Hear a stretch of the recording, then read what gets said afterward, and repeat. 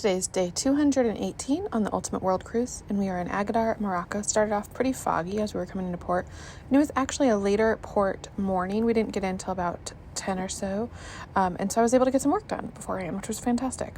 Then I headed out on a royal tour. This was an all-day tour. We drove about an hour outside of the city. We saw first there the city walls, and then we went to this lovely hotel/restaurant for a refreshment break of biscuits and mint tea, and it was a really nice way to start the morning.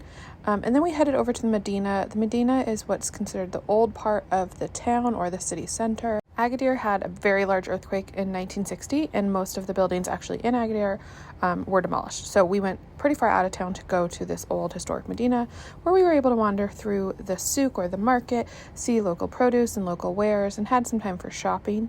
And it was really interesting to walk through the city streets. Everybody was very friendly. I felt very safe. Everything, it was really nice. I don't know. There were lots of cats. I'm not a big cat person, but I do love seeing a little kitten everywhere.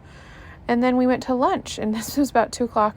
We were here till about 5. It was a very long lunch, but it was amazing. They had these wonderful performers. They had people get up to try these various instruments, and there was mini courses. This is the only one I managed to get a photo of because we just kept digging into the food because it was so good. And it was just a really cool experience. And then on the way back towards the ship, we stopped at this local market, or again, a local souk, and we were able to take a tour. This time there was no time for shopping on our own or exploring, which is probably good because we all would have gotten lost. It was a complete maze in there. But I just loved the piles of olives. They were just beautiful and shiny, and I wanted to try all of them, and the different types of sweets and candies. And then they had a bunch of these different stalls where they were making almond butter. It was so interesting to see it, but there were lots of bees because of all the honey that they use as well. And that always just makes me think of my girl. Anybody else?